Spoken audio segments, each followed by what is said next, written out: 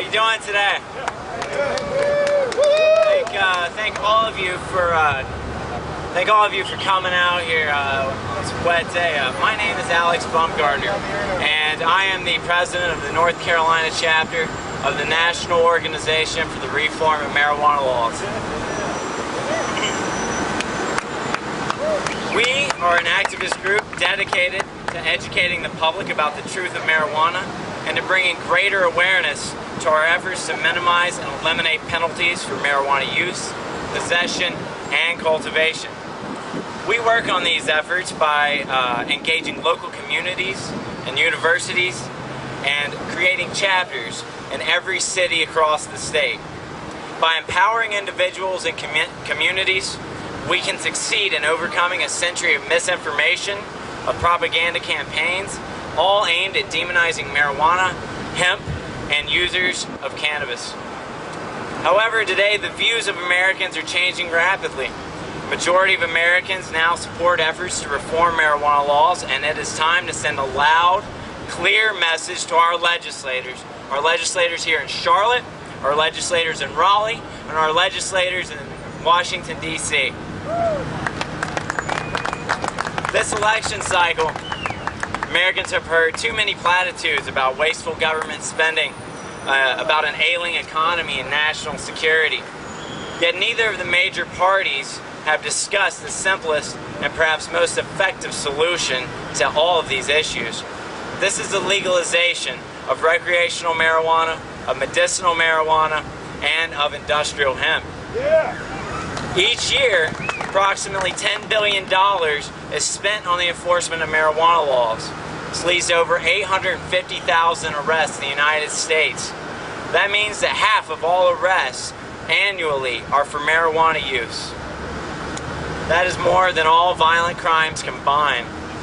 The legalization of marijuana is about addressing wasteful government spending.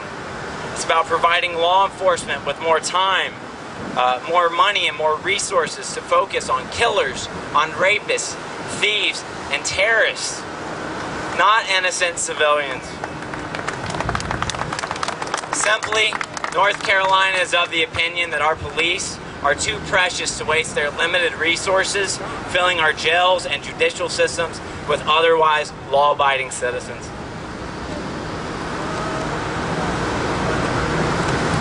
Now, we need to regulate and tax marijuana.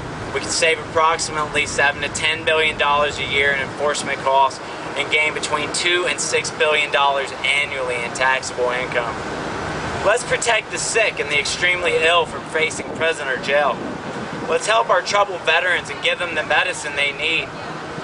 Take time today to sign one of our petitions to pass the medical marijuana bill that's before the General Assembly and the North Carolina legislature. Because our jails and prisons are not equipped to care for these sick and ill people. Let's jumpstart the North Carolina economy with industrial hemp and bring dignity back to our farmers. Let's pursue a comparative advantage in this industry because we already have the tools. North Carolina State University is traditionally an agricultural research university. The entire state is full of skilled manufacturing labor. Let's bring back jobs and give North Carolinians the dignity they deserve. It's time to look at the facts on the ground, not antiquated beliefs from half a century ago. The state of North Carolina and the entire country must consider the social and economic benefits of marijuana reform. Not because reform is about smoking marijuana, but because it's also about justice and liberty and encouraging respect for our law enforcement personnel. And also because it's the right thing to do. Because it's the smart thing to do. And most importantly, it's the American thing to do. Thank you. So now I'd like to address the beautiful Mrs. Greta Gaines. She is a board of directors member of the National NORML. She is an athlete, a musician. She's a member of the Women's Alliance. She's a mother and a TV personality. So a round of applause for Ms. Greta Gaines. Thank you. What's up, Charlotte? Yeah. Good to see all you beautiful people out there today. Before we free the weed, I'm going to free this microphone. Yeah. So I've been getting a lot of emails lately, a lot of letters from President Obama, which I think has been really thoughtful, and he's been asking for $13 every day, and I've been giving him $13. But I thought it would be okay, since we're pen pals now, for me to write him a letter. And this is my letter to the President of the United States. Dear Mr. President, I have seen the future, and it is in the past. A past that included laws mandating all American farmers to grow hemp. A past where hemp was a currency, and you could actually pay your taxes in hemp. How many of you out there would like to pay your 2012 taxes in hemp? No, I sure would. Our founding fathers considered hemp to be this nation's most valuable crop. Hemp is the first necessity to the wealth and protection of the country, said Thomas Jefferson. Make the most of the hemp seed and sow it everywhere, said George Washington. Our founding fathers knew that hemp helped win our independence from Britain, for it made the ropes and the sails and the clothing we needed to fight for our freedom.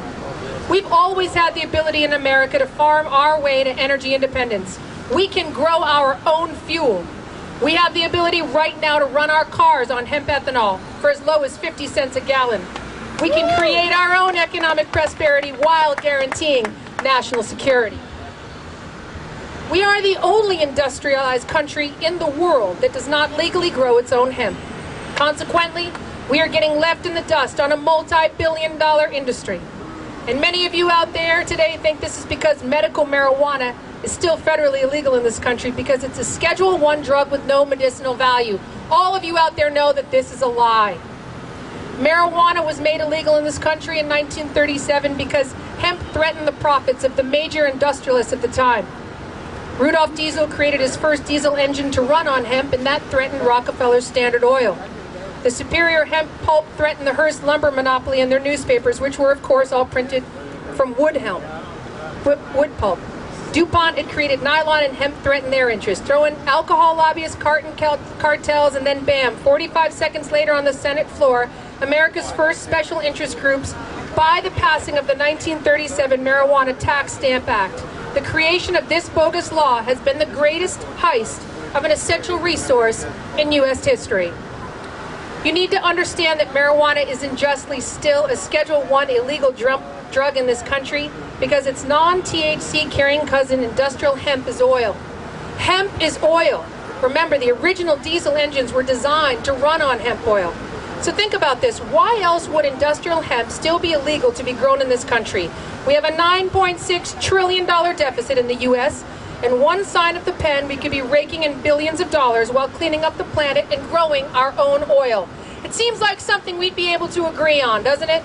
It seems like something a shrewd politician would want to take credit for.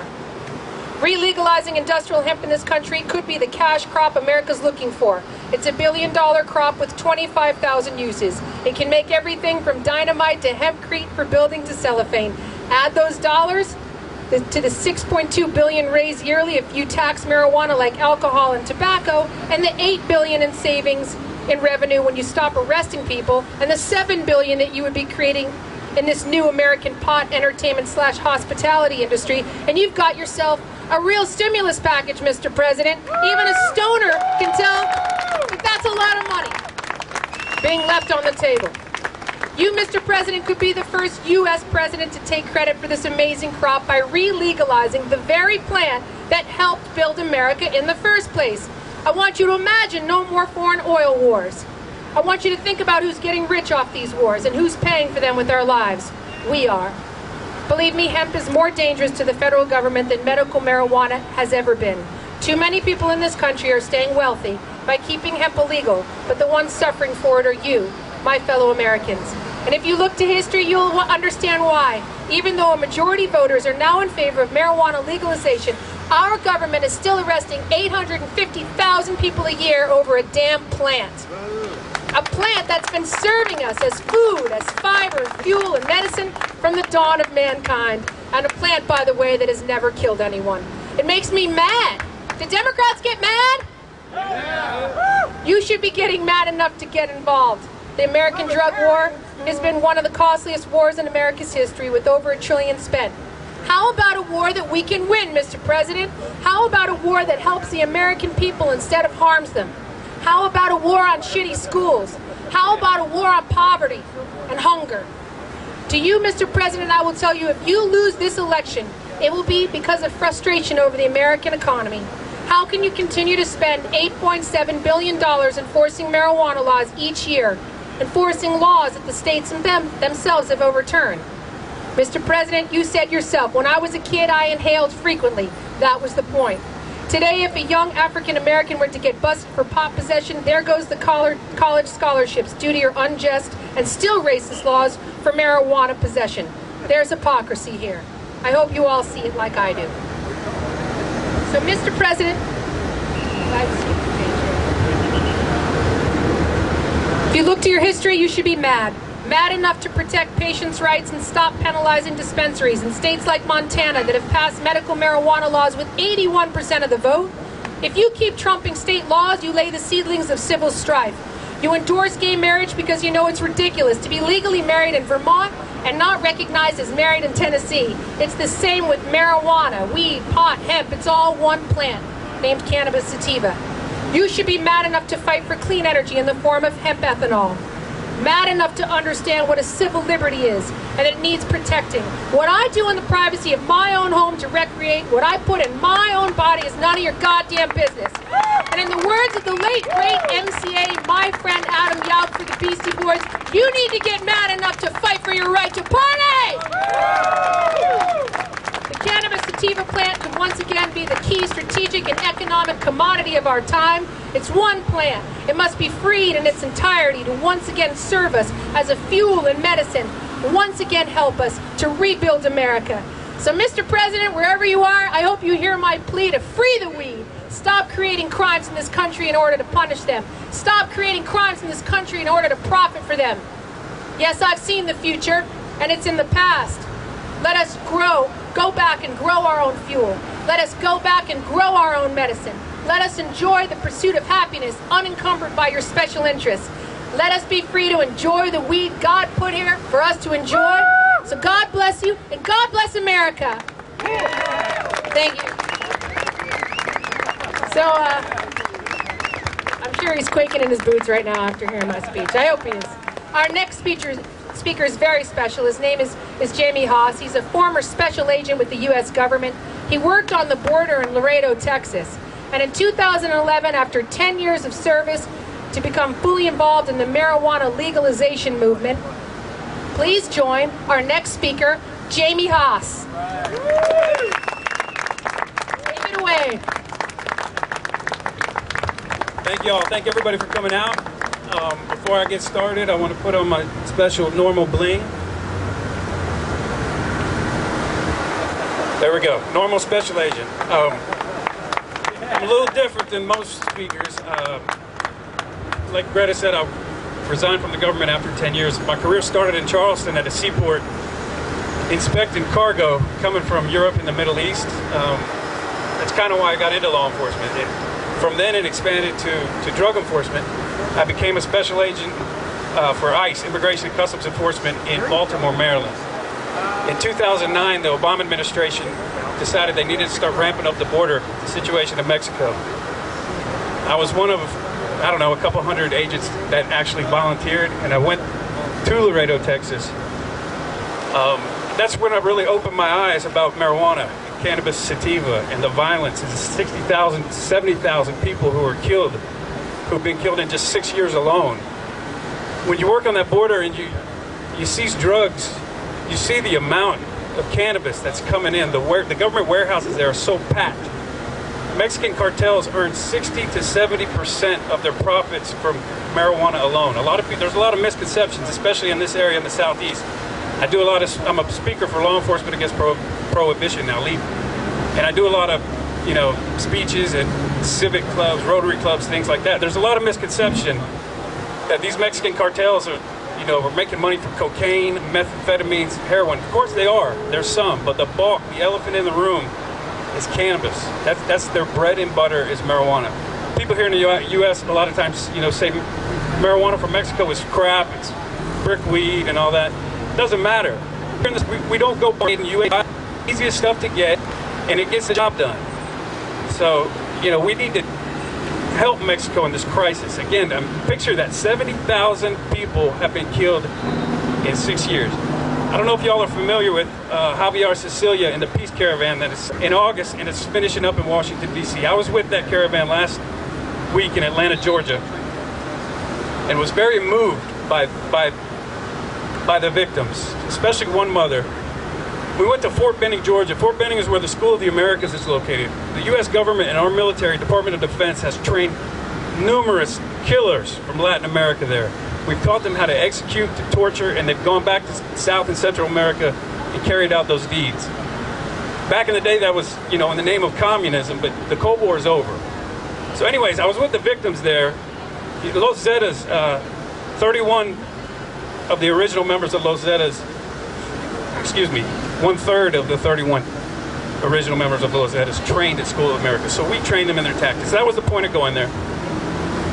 One of the victims, I won't forget, she was probably about 45 years old. She was squeezing my hand, telling me her story.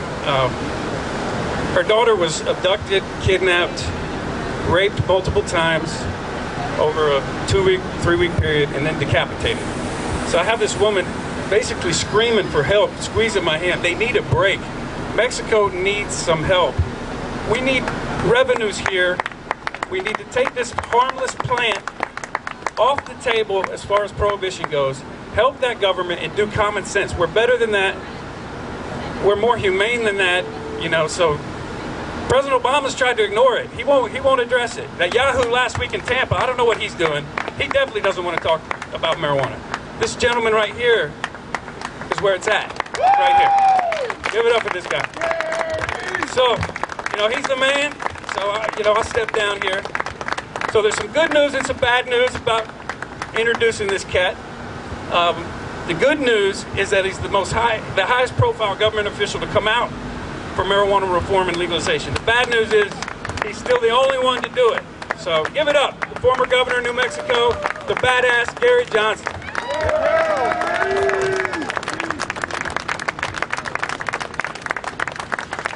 So in 1970, I smoked marijuana for the first time. And when I smoked marijuana for the first time, what I discovered was everything that the government had said about marijuana was a lie. I remember being in civics class in 1971, senior in high school, and I remember a police detective from Albuquerque coming into the classroom and lighting up a marijuana smell-alike deal. And basically saying that if you smell this, you run, because we're going to arrest you. And I raised my hand in that class and I said, I just read where there are 10 million regular users of marijuana. I just read where 100 million Americans have smoked marijuana. You're going to put them all in jail? I don't know about all those, but if you smoke it, you're going to be behind bars. That's what's going to happen to you. This is an issue that really transcends party lines. I think it's one of the biggest issues. This is perfect timing. This is a good sign, not a bad sign, okay? Electrocuted up here on stage. Somebody hold an umbrella out there for us. Fast forward. Oh, wow. Oh, man. All right. Yeah. Oh, yes. So, I'm running for governor of New Mexico in 1994. I'd never run for public office before. They asked me the question, had I ever smoked marijuana? Well, yes, I had smoked marijuana. I had never exhaled when it came to marijuana. Now, there was a lot of conjecture at that time. Did I have a drug problem? No. Had I ever been in rehab? No. Were you remorseful for your smoking marijuana? Was this just a youthful indiscretion? No. No, no, no. So in 1999, beginning my second term as governor of New Mexico, keeping with a promise, and that promise was to put the issues that should be on the front burner regardless of the political consequences. I wanted to take a really high-profile look at the war on drugs, and I wanted to include legalization as a potential alternative. I had no idea the compelling argument that surrounds legalizing marijuana, and you start with Holland and you start with Portugal, where the drug use is 60% that of the United States. Now that's on a per capita basis, but that's marijuana, that's hard drugs, and that's kids, and that's adults.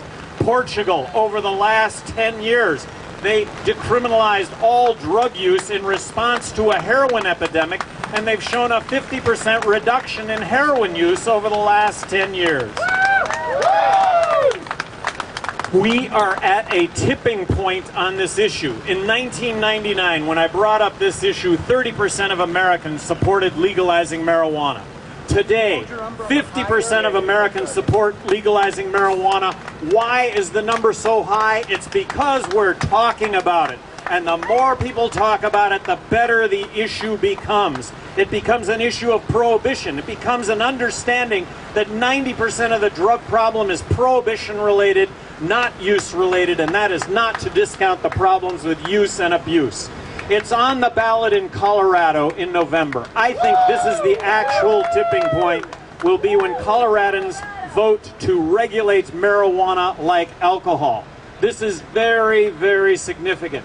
Don't forget that Denver, 6 years ago, voted to decriminalize marijuana on a campaign based on marijuana being safer than alcohol. I have always maintained, I don't smoke pot today, I don't drink today, but I've drank and I've smoked pot, and I will tell you that in no category is marijuana more dangerous than alcohol. 500,000 Denver citizens agreed with me on this one. So we're at a tipping point. This is going to be a state's issue. It's going to be a state's issue. Colorado is going to be the first state, and how's that going to affect the other states? Well, when all the other states come Friday evening, get on a plane to go to Denver to chill out, that's when the rest of the country will fall in line with rational drug policy. And hypocrisy. The hypocrisy that exists among elected officials that in the name of saving the world elect me and will fight terrorism. Well, that comes at a cost of tens of thousands of innocent people dying abroad. That comes at a cost of our men and servicewomen coming back in body bags. It comes at a cost of our men and servicewomen coming back with their limbs blown off. Let's stop. And in the name of kids, in the name of children, we need to criminalize marijuana. Well, what's the cost of that been? We now have tens of millions of Americans who are convicted felons that, but for our drug laws, would otherwise be tax-paying, law-abiding citizens, and the war goes on. We're arresting 1.8 million people a year in this country. Half of what we spend on law enforcement, the courts, and the prisons is drug-related. Let's bring this to an end. I am running for President of the United States under the Libertarian ticket. I am asking you to vote for me. Vote Libertarian this one time. Give me a chance. If it doesn't work out, we can always return to the tyranny of the two-party system, but I'm asking you to give me a chance. Live free. Thank you very, very much.